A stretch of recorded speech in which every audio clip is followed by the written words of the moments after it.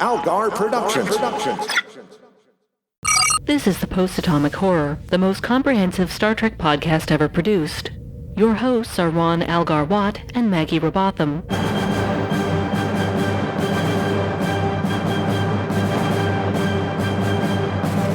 Episode 490, Dose Cerritos, and Shades of Green.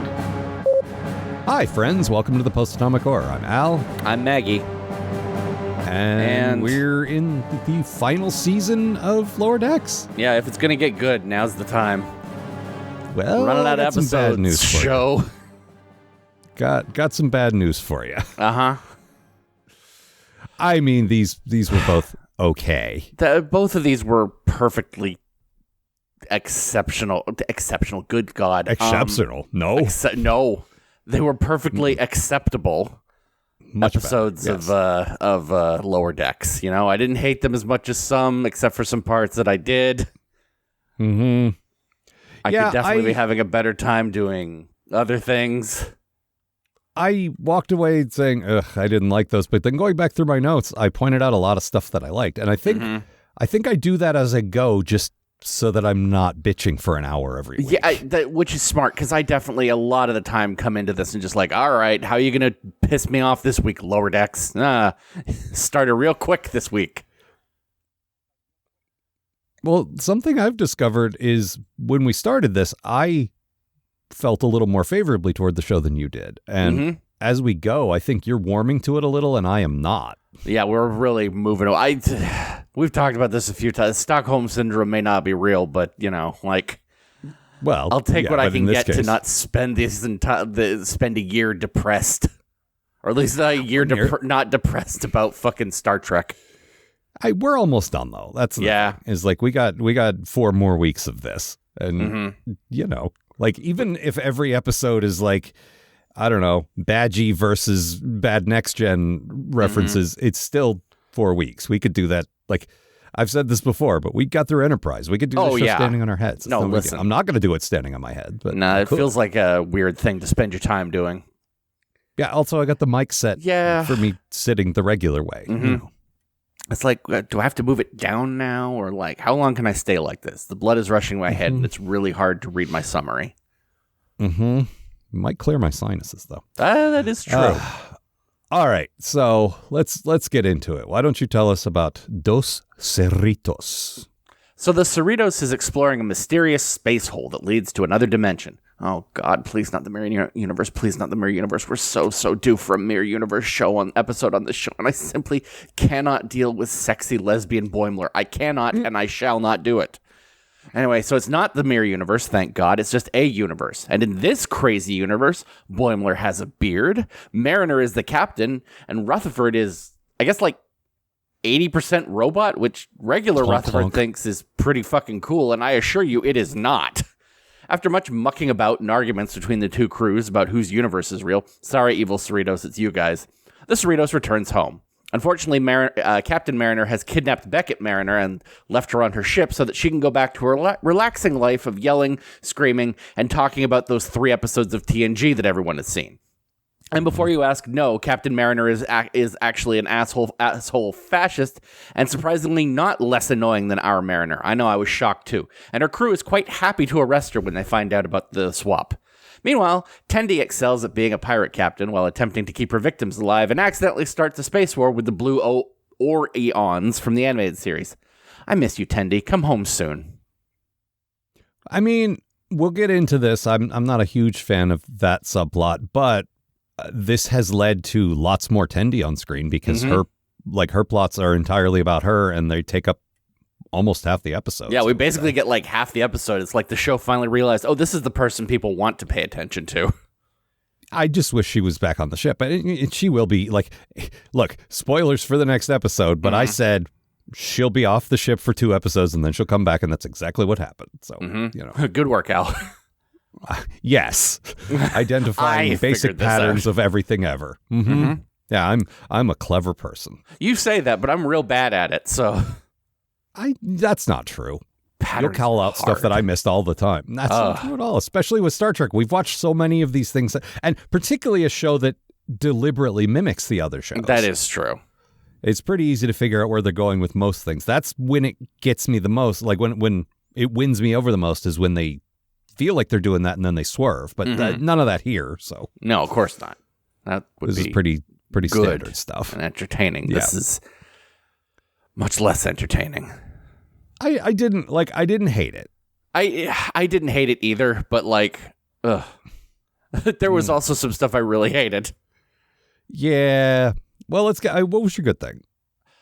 So bringing in the blue Orions from the animated series is actually a really great thing to put into this episode. Like, once again, I love whenever they remember something from the animated series and stick it in here and just like absolutely. Welding the two things together. It's like, yeah, we also have, I guess, blue Orions who say the name differently, and let's just say they hate each other, and these guys wear these weird little fucking Jack Kirby looking costumes and shoot lasers. Okay, this is a fairly deep cut. For those of you who don't remember, this is from the animated series, and also some people skip the animated series. Like Tilo said, look, I love Star Trek. I've sat through a lot of bad Star Trek, but the animated series hurts my eyes. I just can't. And like, I get it. That's fair. There's some great stuff on that show, though. It's deeply stupid.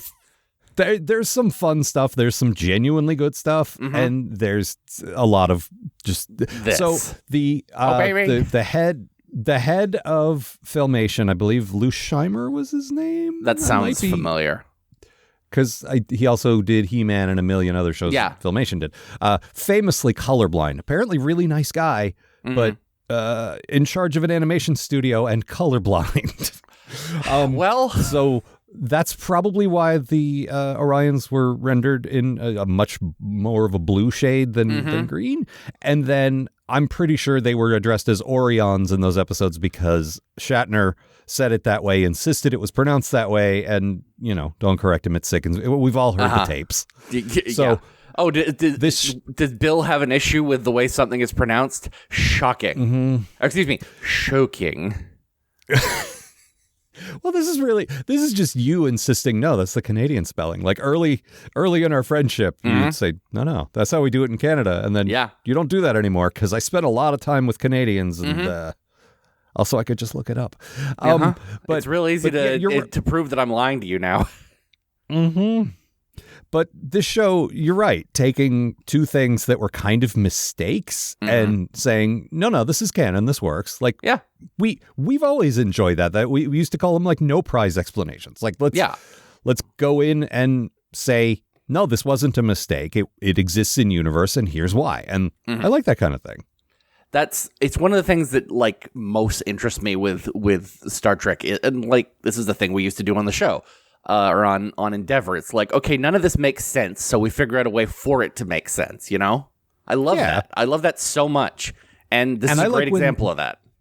The show, when it's on, does that. When it's not, it will just point it out and say, boy, this sure doesn't make sense. Let's just keep doing it that way. And like, it's like, that's not fun. You're criticizing it, but you have the opportunity to fix it or explain it, and you're not doing that. Yeah, like... Again, you made the show canon. That means like whatever weird thing you figure out goes on the website. Like that's these stuff, Orions are now. That's it. They're now like that's what it is.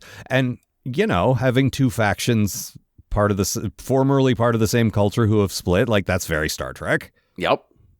So yeah, it's a good idea. It was a good pull. Of course, as you pointed out, they just made them like dumb guys again. Yeah, they're just dumb guys. Like it's just the Packlids all over again. Just like we will win. Like really? It's like, guys, you already did that joke. Like you based the whole season around it. Fucking, I don't know. Give us something else, something new, maybe. I think what they were going for is they were the men and they were the dumb men, and the smart ladies would like, beat them because they're smarter. Oh. Well, in that case, like, you need to make some jokes about that. I agree. Like, something. So my good thing, the good thing I wrote here is actually a second bad thing. So I'm gonna skip that for a moment. If you Maggie are reading along, don't worry about that. But I like first relating to this that they took one of the only good things Enterprise came up with, which was. let's do a fix on this Orion slave girl thing, because that's... We do not like that. Of all of the shows to do this, Enterprise was the one I would not expect, because they're just like, yes, let's run with the misogyny and the torture and, you know, like... I mean, it was famously their favorite thing. Yes, but they did fix this. They said, in a typically convoluted way, but they said, like, no, the women are actually the powerful ones and the men are actually kind of stupid, and there's a pheromone thing and all that. And it was a dumb explanation, but they did fix it a little bit. Yes. And running with that here and making all the Orions like Tendi, you know, like young, very capable women and fighting these big, lumbering, stupid Orion dudes, that's not bad. Yeah. And I like that, but I still find all of this exceptionally boring. Like, every alien culture in Star Trek is just from the Ren Fest, you know? It's like, you got the Klingons in their armor and their swords, and these guys in their leather and their swords. And it's just like, okay, you know what? Yes, they do look sexy. And yes, it's sexy in a non-exploitive way. That's great. But it's just more swords, man. Come on, dude. We're in space in the future. I really want to see that as like a label you slap on videos at the video store. It's just more swords, man, and then a little picture of your face. Angry, of course. And again, I don't mind if there's one like that, but it's I complain all the time that it doesn't feel like we're in the future, because this show just like in these episodes, there's people putting on T-shirts that say silly catchphrases and like a shirt you would buy now. There's a flashback at the beginning of the next episode to Tendi and Tendi's sister, basically dressed like 90s girls at a slumber party. Like they might as well have had side ponytails. Like it was. I never feel like I'm in the future, and I never feel like they're aliens at all. And like, yes, of course, science fiction is meant to relate to you now, but can't you dress it up a little bit? I mean, I don't love I don't love any of the like taken directly from today's, like the T-shirt stuff always really bugs me. I hate that kind of thing. Yep.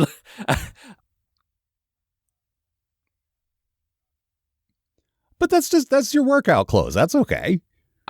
But and I mean that makes more sense than the weird TNG era leotards, you know? Well, although, I think those were just their personal outfits. I guess those were their personal outfits. They weren't like these are ship issue. Like if you look at guys in the Navy now, they have things like that they wear when they're, you know, working out or doing PT, they call it. Like just like they probably have the name of the ship they're serving on their shirt. Like it makes sense. Yeah. But anyway, the alien races with stuff from history just always feels like we got to give these guys something. Pirates or Vikings or I don't know, samurai, like, whatever. I get that it's hard to come up with something, and it's also too like alienating to come up with something so weird that it feels more genuine. But like the Cardassians are just like Orwell. They're just 1984. Like that's a thing from Earth, but then they took it and they made it like a whole thing. And like, to me, that worked a lot better than just, I don't know. They gave them amusement centers. Yep. We said these guys are pirates. So what if they all just like sailed around and had curved swords and I mean, this is the thing. It's like, is there anything other than pirates? No, there isn't. No, that's their whole the whole thing is based on pirates. Really? Like, you know, people get up to other things. No, they don't. I don't entirely hate that, because the whole point of Tendi is I don't want this. I want something else. So like, I don't mind a one-off go back home and realize, oh no, I made the right choice. This isn't what I want. Well, but then we're spending a lot of time in it. So yeah. Well, and also then we get into like her whole crew, who apparently none of whom want to be pirates. And like, then I'm just watching like, does anyone want to be pirates in this pirate society? Like, did you guys just get real into piracy by accident and now you're stuck? I didn't hate that. I didn't hate. She's like, could you guys please stop trying to murder people? Like, I'm like Tendy's discreetly going behind them and using like the tricorder and stuff to like heal the wounds. Like, she stabbed you in the gut here. Sorry about that. Yeah. And I like that a lot. And so she tells them like, why are you doing this? And they're like, well, because we want to be as ruthless as you, because if we do that, then we get to leave. Yeah. Like you did. And like, no, what if we just don't murder people? Yeah. How about that? I love the gal who's like, I just want to dance. And then she dances off in the background. Mm-hmm. And I think that's sort of a reference to the original Dancing Orion. That makes a lot of sense. Which is not a bad, because because Mariner wasn't there to say, just like the cage. Yeah. So that's not bad. Yep. That said, Mariner hanging a lantern on shit is my bad thing. What else is Which new? is on her Yeah, I know. Now there's two of her. Well, I don't hate, look, we're going to do a duplicate thing. And like you said in your summary, at least it wasn't the Mirror Universe. I was so ready. For it to be a Mirror Universe episode, because legit, we're in the 5th season. We haven't done one. Like, we're due, I will say, if this show did do a Mirror Universe episode, I would not be as angry as I was with Discovery, because this show would not take it seriously. Like, my whole complaint with Discovery was they took it so serious. It's a ridiculous, campy universe where everyone is sexy and murderous. You can't treat it like it's the most solemn thing. Mm-hmm. No, the mirror universe with its fascists. No, this is stupid. All of this is stupid. Let's really give some thought into how this all works. No, please don't. Mm-hmm. If this show did that, it might be funny. It might be like, no, this is all very stupid. Let's pull on these threads. That I wouldn't mind. The one thing I don't want them to go, and this, if this, then this. Well, yeah. Well, because then it's like, oh, well, fascism. And it's like, well, I don't love that. Thanks. Yeah. I never did like it in the abstract, and now, in practice, I definitely don't. Well, now every day I wake up and go, fucking fascism. Mm-hmm. Again with this? And speaking of that, like Captain, she actually calls herself Freeman. She goes by her actual. We find out in this episode that Mariner's her middle name. Yes, it's Beckett Mariner Freeman. Yes, because she didn't want people to. And actually, I like that, because like, no, my mom's a captain. I don't want people thinking I'm a nepo baby. I'll go by my middle name. Makes sense to me. But here she does, and she goes by Becky, which I hate. But whatever. But the whole thing is everyone in her crew is like really well behaved and really like gels as a team and all that, and it's because she says there's no interpersonal conflict allowed on my ship, just like Gene said at the beginning of Next Gen. Do you get it? It's meta. God. Like, do the concept. I like the concept, but don't say that. Mm-hmm. Like, that's literally a quote from Gene Roddenberry. It's just spell it out. So lazy. Mm-hmm. There's a development in the next episode, like the little thing Boimler goes through, where it feels like they wrote down on the board, this happens to him. And instead of it happening to him, at the end of the episode, he just says, this happened to me. Like, they do that so much, and I hate it. I know. It's so lazy. Ugh. Yep. It is. That is the thing that I always come back to with this show. It's so lazy. Yeah, they go with the first idea, and then they move on. The whole show is poochy. Yes, it is. Yes, it is. Mm-hmm. We've said that before. That's not complete with Mariner running out and going whittly, whittly, whittly. Oh, she keeps going like, what up, party people? Like, I hate it so much. What was your bad thing? So there's not a whole lot to the whole robot Rutherford thing in this episode, which I get. This episode has 3 whole plots going on at least. But, like, that was the thing in this episode that I thought was the most interesting. It's like, what happened to this guy? Like, that's the most, how did these two characters veer off from each other that I want to see, Like, oh, they talked about that. Dig into this. Like, they talked about it. Tendi left, and he got so sad that he borged himself up and locked off his emotions. I must have missed that. Yeah. Like Prime Rutherford is like, shit, That's what I turned into without Tendi. This is gonna suck for me. It's like, okay, I should probably not. I liked all that. All of my body. I liked Rutherford referring to him as Otherford. That was very good. That was cute. But no, I thought everything there was like played out about as well as it could be. I don't know that there's a lot there. All right, it just felt shorted to me. But I don't know. Maybe that's fair enough. That's good. Well, like you said, it's because you find him the most interesting. You wanted to spend more time with it. I get that. Yeah. Well, it's like, no, we got to go back to two mariners screaming at each other. Also, they made him look exactly like Cyborg from the Justice League, and I'm not sure why they did that. Oh yeah, that's weird, right? Yeah, like exactly like the arm and half the face and like the whole, like it's exactly the same design. Just very strange. Weird. I guess we got the fact that they're referencing not Star Trek is impressive. They do that occasionally, and we're usually pleased with that. We got a Naomi Wildman name drop. That was not that bad. Made me happy. Although Boimler's obsession with a magazine article on the 30 under 30, like again, is this just today? Is this just 2025? Like, come on. We barely have magazines now. Yeah, and it's on a pad, but still. Yeah. It's like 30 under 30. I guess like having like a fleet-wide magazine type thing makes sense. No, the concept having a 30 is under okay, 30 but thing doesn't. That's just like, oh, is this just an Entertainment Weekly article from 1998? Like, just no attempt to dress it up like it's the future ever, Yeah. And it's funny in small doses, but that's all they do. It's really they just hammer home on all of this stuff over and over and over again. And at one point when they're talking on the bridge about what could be in this anomaly before they cross over to the other universe, Boimler names a couple of possible super lame, like it could be like us, but they have feet for hands.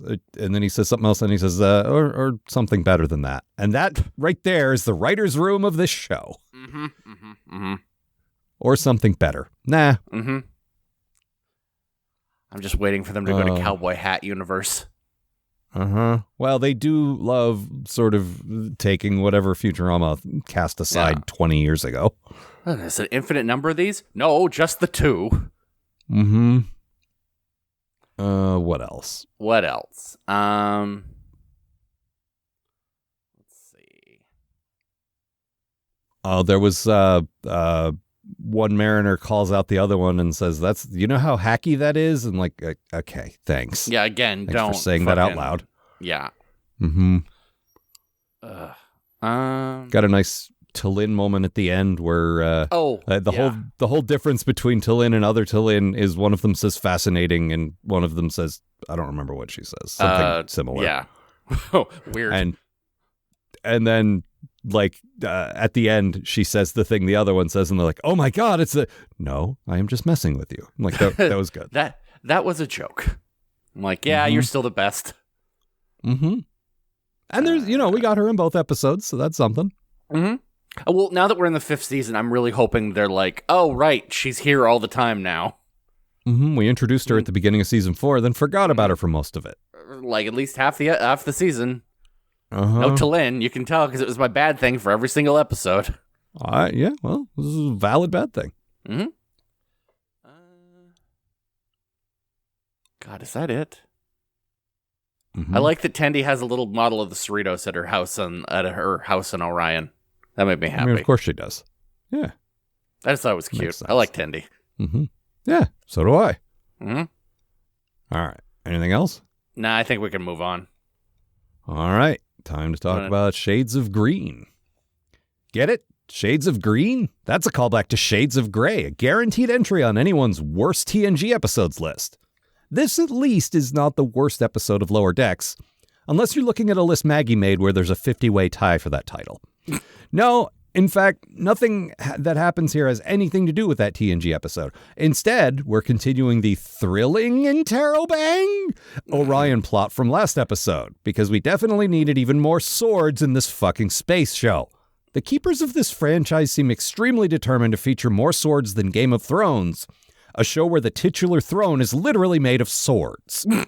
So Tendi and Tendi's sister are brought before the Pirate Queen, who insists that they and the Orions play nice, and then decrees that the best way to settle their differences is with a sail race, which I think is just called a regatta. Also, the ships they race with look like that Bajoran sun sail ship from the DS9 episode Explorers, which just made me wish I was watching DS9 again, specifically the episode Explorers, which I particularly love. Instead, I'm watching Swashbuckling. Oh, and sitcom antics as Tendi suddenly becomes crazy overprotective of Tendi's sister, who is secretly pregnant. While all of this is happening, the Cerritos is on Targalis 9, a planet that just joined the Federation and is celebrating the invention of post-scarcity replicator technology by burning all their money and murdering all their billionaires. Woo. Which just made me wish I was watching this happen in real life on my own planet. A couple of Boimler's ensigns go missing because Boimler thought he could be a fun boss, and he eventually learns a valuable lesson about himself that he will completely fail to internalize if the previous 41 episodes are any indication. And back upstairs on the C plot, T'Lyn, I don't know why I said that, probably thinking of Tilo. T'Lyn befriends Rutherford and offers to assist him with that old shuttle he likes to fix up. Then she does too good a job of fixing it up and breaks it again to make him feel better. Memory Alpha tells me that she was assisted in this latter effort by Goodgie, but I must have been looking down to take a note when that happened and I missed it. And honestly, that's one of the best things that's ever happened to me while watching a Lower Decks episode. I didn't see that either, so Yeah. Well, yeah. Memory Alpha's and usually on their game. You know I'm paying attention when she's on screen, so. Of course. Uh-huh. It must have been just a very brief, hovering in the background kind of thing. So. Or the scene was cut or something, I don't know. No, it didn't indicate that in Memory Alpha. It just said, with the help of Goodgie. So, I'm glad we didn't see that, because I hate I love not seeing Goodgie. I hate him. Yeah, I wish he was dead. And I mentioned this when Badgie showed up last time. I was like, oh, great, this Goodgie character shows up a lot next season. And it's like, if it's situations like that where I don't even notice, then who cares? Amazing. More of this, please. Out. More of this, less of the other thing. I like this one a little better than the other one, I'll say. Mm-hmm. I can see that.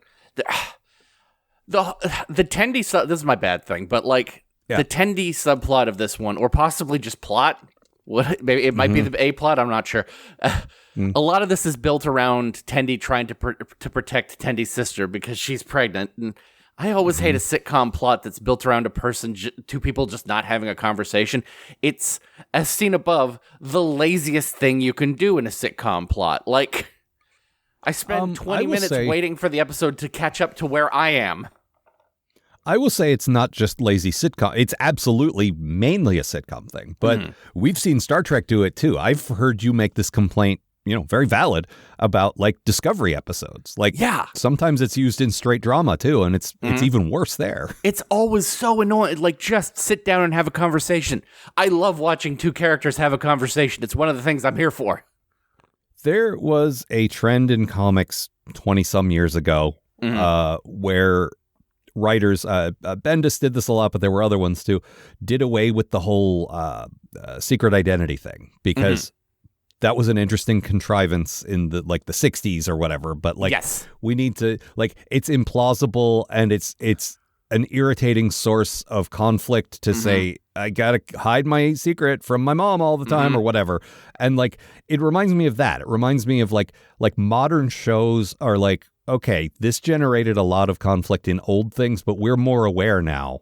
Yeah. And just having characters not talk is not going to land the same way with the audience who has seen a lot of TV. They're just going to be annoyed now. It's really irritating. I've been reading I mentioned this before, I'm reading a shit ton of Spider-Man comics, and God, those things would be so much shorter if he just told people he was Spider-Man.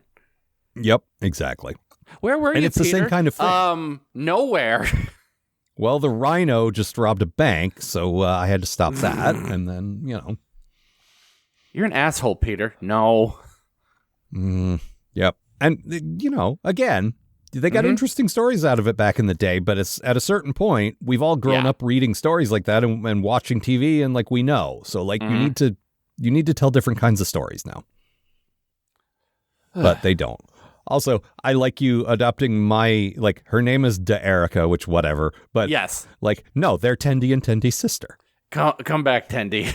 Come back, yes, Tendi's exactly. Sister. I desperately tried to work up to that, and I there were no situations where someone wanted them both to come back, so. Yeah. but I tried.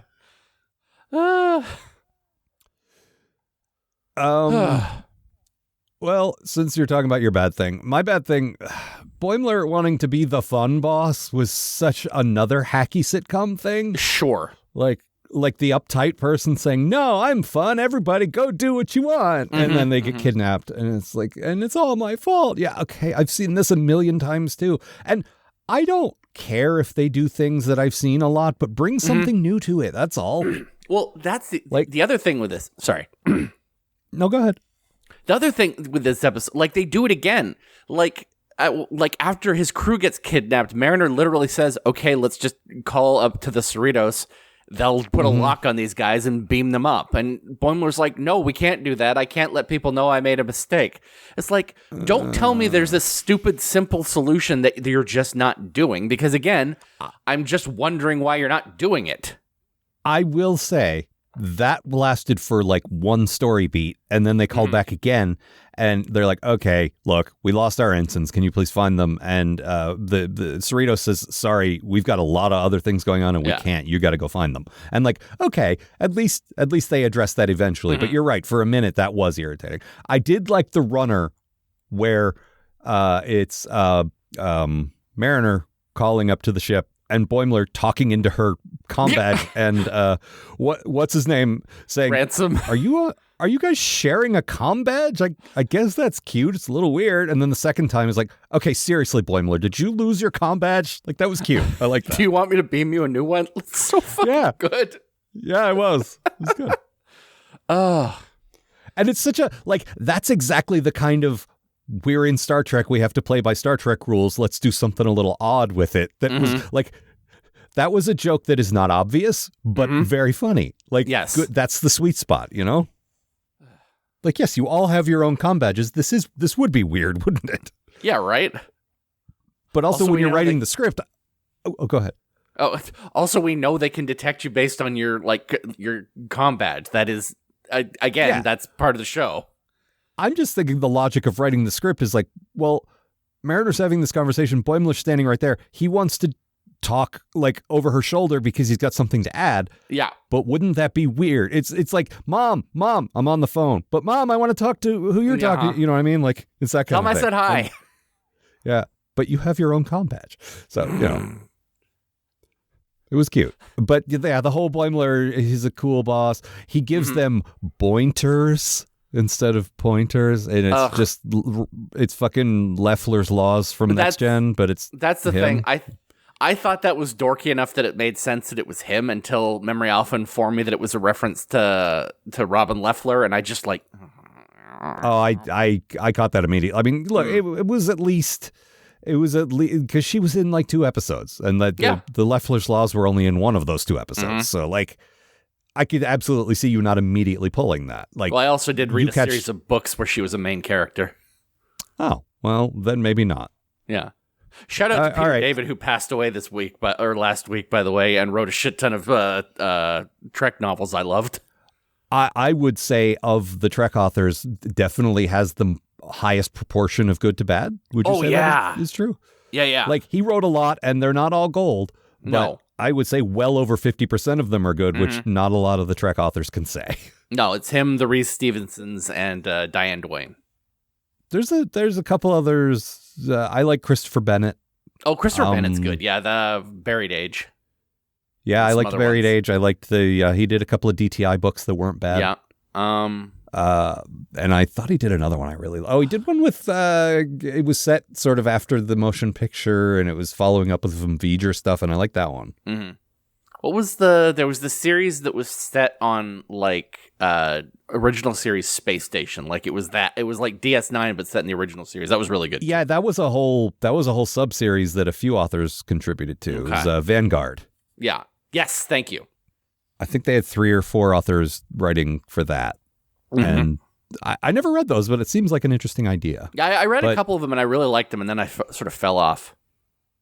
I might have even sort of snatched some of those concepts for Endeavor, because I like the idea of it's set on a station, but that's where the ships like dock when they're not, like, that way you have the station thing and the ship thing. Well, I loved it was and I like that idea. like it was a K7 style one from Trouble with Triples. Yep. I just like the idea of like, yeah, we're at a station, so you get all the DS9 like staying in one place things, but also the ships are here and they come and go, so you also get to follow them on adventures too. Like that was kind of the best of all worlds, I thought. I think Bennett wrote some of those. I don't remember. Yeah, I'm sure it was in there somewhere. Peter David wrote so many good Star Trek books and Trek comics, a bunch of good Trek comics too. Yeah, very much so. Probably the only good Trek comics until IDW. Yeah, I would say so. Yeah. And even then, oof. Also, I read I don't remember what it was, a skeet on, that's what we call them, skeets, on Blue Ski, saying like the obituary of every comics creator is like, created beloved character, loved by billions, died with $5. Died in abject poverty, yeah. That's it. Yeah. Created a character who made $18 billion at the box office. Has 3 coins. Died of extremely avoidable medical condition that he could not afford to fix. Yep. What a time to be alive. Or not in some cases. Yeah. Speaking of how much capitalism sucks, this is actually my good thing. This was another let's explore how it works in this world thing. We've never seen this aspect of, like, we've seen planets joining the Federation before, but the angle they took here was one of the things we do, in addition to just generally celebrating, is we dismantle your old capitalist systems because, hey, post-scarcity, you have replicators and you can just make what you want and you don't need money like that anymore. And we're just going to get rid of it. And, okay, it was a little on the nose that they were burning green dollar bills. Like, come on. Can you make anything that looks vaguely alien?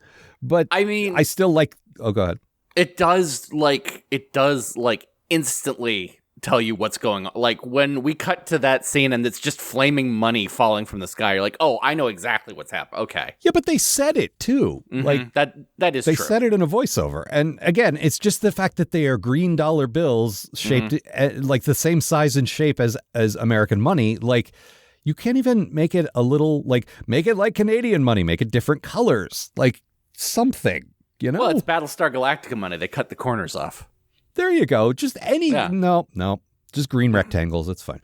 But seriously, there were a lot of good jokes about that. And like one, it's a fun concept that, yeah, they mostly played it for laughs here, but it is something. If you join the Federation, you are now part of the post-scarcity club. You now have basically infinite resources. We have these boxes that can just make what you need. And integrating that into your culture will change things. And I like that. I like the whole... Like, it's a fun sort of piece of Star Trek that you kind of assume happens, but you never saw.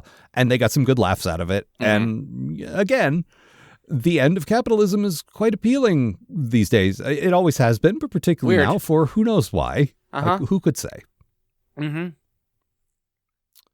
I really wish we could have spent most of this episode just kicking around a bunch of billionaires who are mad that they're not billionaires anymore. Like, I mean, there was some of that. Yes, but I want that to be the whole episode. Well, yes, of course. That said, fucking Mariner and Boimler are wearing T-shirts that say "No money, no problems." Which, yeah, that sucks. Come on, stop it. What was your good thing? What was my good thing? Hang on a sec. Oh, fucking... I love the subplot of T'Lyn trying to make friends with Rutherford by, like, working on the shuttle. That is so fucking cute. So she basically... Rutherford's still sad about Tendi being gone, and he's sort of, like... He's not even working on the shuttle. He's working on, like, a door that won't open or something.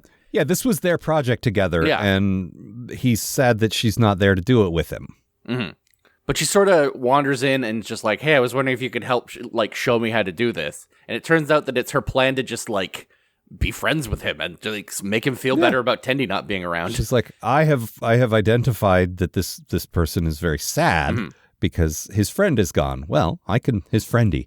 But I can I can help because I like him too. So I will spend more time with him. And like that's very good. It's very Vulcan, but also very compassionate at the same time. And I love when a Vulcan is not like, I love when they write a Vulcan that completely understands emotions because they have them. Yes. And is not like, what? Why are you sad? Like, no, she understands and she's trying to help. It's great. It's one of the things I love about that character so much is that like she is absolutely a Vulcan. She also absolutely fits in with the rest of these idiots, you know? This show, for its many flaws, gets that right better than Enterprise did. Like, and they made Vulcan, like a Vulcan, one of the main characters, and Vulcan culture one of the big backdrops of the whole series, and they fucked it up bad. Oh, badly. Ugh. They made our captain just hate them for 98 episodes. Like, why? He loved it. It was his favorite thing to do. He loved it. Two things I love: hating Vulcans and talking about how great my dead dad is. And stranding a crew in deep space and stealing their engine.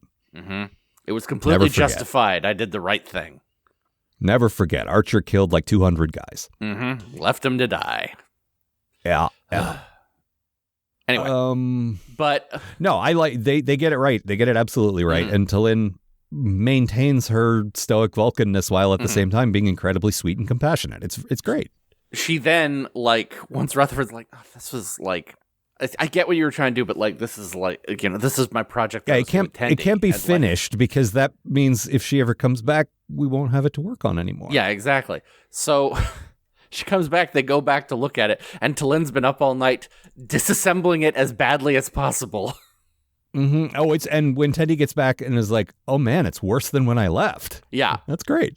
The other thing I noticed was. The ship has they basically doodled little pictures of the lower deck kids on the side. And I noticed they added a T'Lyn in this one.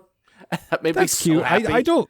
I just don't like the drawing on the shuttle thing, but yeah, if they're gonna run with that, that's okay. Yeah, I don't care about that. I thought that was adorable. Yeah, I guess, but it's a fucking shuttle, man. No, we just got crayon drawings from our 25-year-old toddlers. It's fun. Yeah, it's great. Okay. What else? Let's see. I was still very bored with all the Orion stuff. Yep. In fact, when Tendi gets back, they said what were you up to all this time? And she said, just a bunch of boring pirate stuff. I was like, Yep, absolutely. I did like, though, two of the plots came together at the end in a way I didn't see coming, which was as they're dismantling the capitalism on this planet, there's all this material wealth. There's gold and jewels and stuff that they're like, well, we don't need this anymore. Money means nothing here. And so they just give this giant pile of plunder to Tendi's family to get back in the good graces of the pirates. And like, that actually is a nice dovetailing of two plots there. Good job. Yeah. Good work. Nice job, Lower Decks. Big pile of treasure. Here you go. Yep. You want a treasure chest with a skeleton poking out of it? Enjoy. And a little stick drawing of Mariner, probably. Yeah, that's fine. Okay. I like a little stick drawing. Okay. I liked the weird sort of crystal robot that had them captive. He was the gardener at the mansion. That was good. Yep. Like, I like the design. You rarely hear me say this because the alien and technology designs on the show are always so fucking phoned in. But I liked, he looked weird. He just, I don't even know that I can describe the way he looked. It was just sort of like a series of sort of simple polygons like floating there, and it worked for me. And the character like was way more built up than he needed to be in a good way. Like they gave him more depth than just, get in this jail or whatever. And at one point, Mariner even says, well, I'm glad you wrote a little story for yourself today, which was, that was a cute line. It was good. That's good. That's really good stuff. He also had a great bit of wordplay where he realizes he shouldn't have locked them up. And he's like, oh, no, because the prisoners died. Or he thought they did. But it turned out that Boimler's ensigns just took some stuff that made it look like they died, which is pretty stock standard Star Trek. That was fine.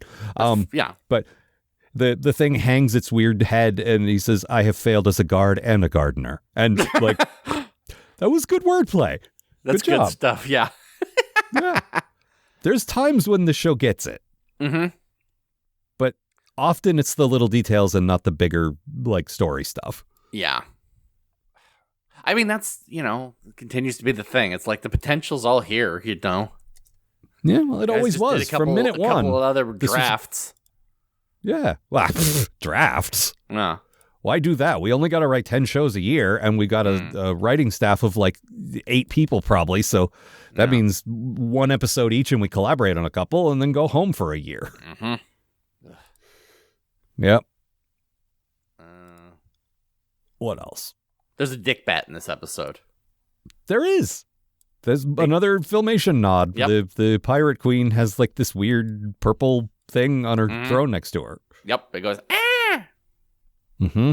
It didn't this is a huge nitpick. This is not, I'm not saying this is a flaw of the episode, but it wasn't the right sound. They just had someone vocalizing, and it's like, that's too bad. There's a canned sound effect that they used every time, and you should have used that. That's all. Yep. What else? God, is that it? I don't know. Boimler's growing a beard in this episode. I don't know. So there's a whole thread, and I'm pretty sure this is going to continue through the season, where Boimler met his other self, who was the first officer, with a beard, who lifts his leg up over the chair when he goes, okay, he's still just like Riker. You get it? We did all this on the Titan, but we're doing it again. And he's like, but how did you succeed? You need to find your own way. And then he steals his pad. And so he's reading like what his secrets are. And he's trying to be like him. And so he's growing a beard to be like him. And okay. And this is Riker. irritating. Yeah. He's also just going to come to the conclusion that he should just be himself, just like he did in this episode. But like I said in my summary, he'll never internalize that because they never do. Yeah. They always say, oh, I've learned a valuable lesson. And then they get exactly back. Yeah. And then Mariner has learned to not be so impulsive. And then, she impulses some more. Uh-huh. She's just currently, constantly set at impulse speed, no matter what. Uh-huh. Yep. Did you at least reduce to half impulse? Never. I know. So long, party people. What up, party people? Yeah, that's how people talk in the 24th century, for sure. They do. The whole planet full of party people. They're called Parton 1. Really? Sure. I would have called them Party on 1, but, what are you going to do? That's the thing. You got to remove a couple more letters. That makes it sci-fi. Oh, I see. Yeah. All right. I just think because it sounds like Party on. I mean, which you should do. Mm-hmm. All right. Anything else? I think that's everything I got for this one. All right. Well, I didn't hate these, but they could have been better, which is pretty much just the show. Yeah. Oh, shut up, Google Drive. What? As we're pivoting to the end of the show, I'm like, okay, I'm going to open up the doc that says what's next so I can say what episodes are next. And the little list of documents says, you usually open this document around this time. Hey, shut up. Don't Stop do that. It. Leave me alone. I know that. Because this is the exact time, an hour after we start the show every week, where I open this document. But you don't need to tell me that. It's weird and invasive. Tracking my every movement. Yep. So that said, next episode, we are covering the best exotic nanite hotel, which I'm sure is a reference to what is fucking Wes Anderson or something. Yeah. And a farewell to farms. Okay. So who knows? Whatever. Doesn't matter. None of this matters. Just say Smith. Let's see. The website, as ever, postatomichorror.com. If you want to write to us, we're near the end, so we'll be doing supplemental soon. And Vishal's like, oh, good. You need me to draw up a Lower Decks thing. Fine. He's usually very excited. He's just like, oh, yeah, that shows. Whatever. That shows okay, I guess. Whatever. But yeah, if you want to write to us, it is postatomichorror@gmail.com. If you are already contributing to the Patreon and hearing this early, thank you. If not, you still can and hear these episodes 13 weeks ahead of everyone else. And it's patreon.com/Algar. You can pledge as little as $1. Also, for those of you who are interested, there will be exclusive new Nick and Willikins content posting there for people in about a month. Yep. We've already started writing it. Yeah. We're going to record some right after this. Yep. Thanks for reminding me. I forgot already. But yeah, and like I believe the first new material we've done since the game. So if you're into those characters, again, as little as $1 a month, you can hear this stuff like way ahead of everyone else. Yeah. So check that out, patreon.com/Algar. And I think that's all for this time. Yeah. See ya, party people. The Post-Atomic Horror Podcast is a co-production of Maggie Robotham and Ron Algar Watt. Copyright 2025. Please don't sue us. We're just doing this for fun.